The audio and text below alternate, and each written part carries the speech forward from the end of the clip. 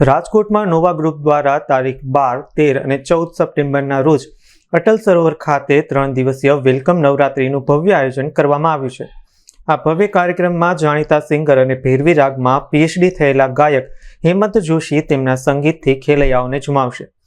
આ અંગેની માહિતી નોવા હોટલ ખાતે યોજાયેલી પત્રકાર પરિષદમાં આપવામાં આવી હતી. આપણું રાજકોટ એટલે કલાનું એક ચાહક કહી શકાય.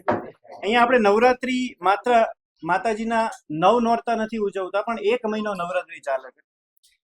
નવરાત્રી શરૂ થાય એ પહેલા વેલકમ નવરાત્રી હોય, પછી નવરાત્રીનો સમય હોય, અને નવરાત્રી પૂરી થાય પછી બાય બાય નવરાત્રી પણ રાજકોટ ઉજવે છે. અને એટલા માટે એવું કહેવાય ને કે એક ખૂબ સુંદર સૌથી લાંબો ચાલતો તહેવાર જે છે એ નવરાત્રી છે. અને એ નવરાત્રીમાં આ વર્ષે અમારા નોવા ઇવેન્ટ્સ અને એમના દ્વારા વેલકમ નવરાત્રી 3 દિવસનું આયોજન કરવામાં આવ્યું છે. અને એમાં અમે લોકો ખૂબ સુંદર મજાની આપ સૌને મોજ કરાવવાના છે. કલાકાર માટે આમ તો દરેક વસ્તુ નવી જ હોય, પણ એવું કહી શકાય કે રાજકોટનો ટેસ્ટ, રાજકોટ એક એવું સિટી છે કે જેમાં દરેક પ્રકારના ટેસ્ટ લોકોને ગમે છે. એ ચાહે કોઈ પણ ગીત હોય, માતાજીના ગરબા હોય કે બોલિવૂડનું કોઈ પણ ગીત હોય, રાજકોટ હંમેશા મોજ કરે છે. એટલે આપણને રંગીલું ને મોજીલું રાજકોટ શહેર કહેવાય છે. તો આ વર્ષે અમારી વેલકમ નવરાત્રીમાં જે મારું ટ્રેન્ડિંગ છે, હનુમાન ચાલીસા છે કે શિવતાંડવ છે કે ગુજરાતી માં જગદંબાના ગરબા હોય, એ તો છે જ, પણ એની સાથે સાથે બોલિવૂડના પણ, કેમ કે નવરાત્રી છે બેઝિકલી, એમાં માતાજીના ગરબા ગવાય છે. પણ વેલકમ નવરાત્રી છે એમાં તો આપણે મોજ કરવા માટે આયોજન થતું હોય છે. એટલે આપણે એ મોજમાં આપણે બોલિવૂડના સોંગ પણ લઈશું. આમ તો મા જગદંબાના ગરબા એટલે નવરાત્રીમાં મારે ગાવું એટલે એક અમે એવું સમજીએ કે આશીર્વાદ હોય તો જ ગાઈ શકાય. મારા પસંદનો જે ગરબો છે, જે મને બહુ ગમે છે, એ હું ગાવા માંગીશ કે હે અવિયા સોની રઢિયાળી રાત મોરી માં, પગલા પાડો ને બિરદાળી માં. હે અવિયા સોની રઢિયાળી રાત મોરી માં, પગલા પાડો ને બિરદાળી માં.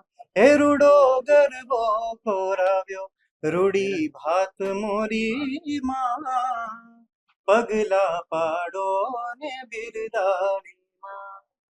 આમ તો રાહુલભાઈ એટલે મારા મોટા ભાઈ છે, અને એમણે કદાચ, મને એવું લાગે છે કે એમણે કયા સંદર્ભમાં કીધું અને લોકો કયા સંદર્ભમાં લે, એ આઈ થિંક મને એવું લાગે છે કે એ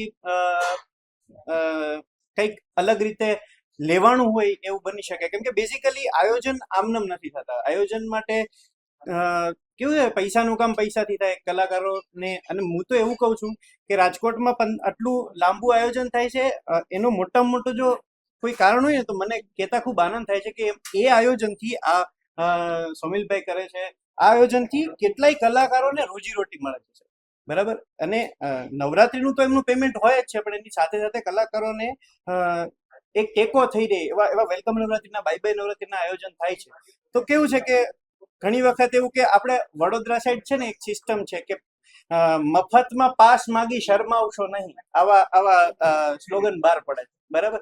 તો મને એવું લાગે છે કે રાહુલભાઈ કદાચ એ સંદર્ભમાં કીધું હોય કે આયોજન તો બધા લોકો કરતા જ હોય છે ઓબ્વિયસલી, બરાબર, પણ મફતમાં જે પાસ માગે છે, ફ્રીમાં પાસ માગે છે, બરાબર, એ મારી દ્રષ્ટિએ કે એના સંદર્ભમાં રાહુલભાઈ કીધું હોય કે ફ્રીમાં પાસ તમે ના માગશો.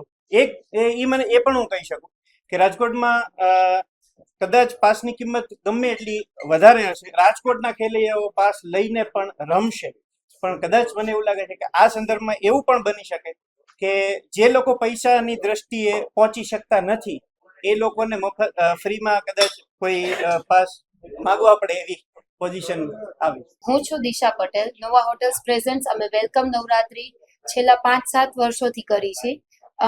દર વર્ષે અમે એક જ દિવસ આયોજન કરી છે, પણ લોકોની લાગણીને માન આપીને આ વખતે અમે 3 દિવસ કરવા જઈ રહ્યા છીએ.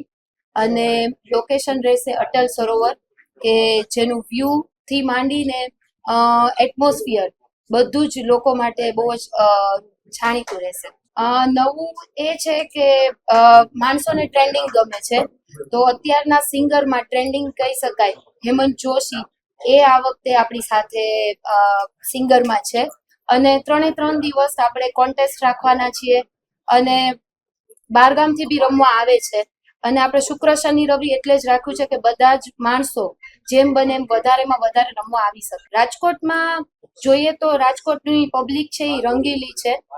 એક જ તહેવાર બહુ જ ધૂમધામથી મનાવે છે. નવરાત્રી માત્ર 9 દિવસનો તહેવાર નથી રાજકોટ માટે. રાજકોટ માટે 1 મહિનાનો તહેવાર કહી શકો તમે. વેલકમ નવરાત્રી 10 દિવસ, પછી 9 દિવસ નોરતા, બાય બાય નવરાત્રી અને શરદ પૂનમ સુધી રમે છે. તો બી રાજકોટની જનતા છે કે થાકતા નથી.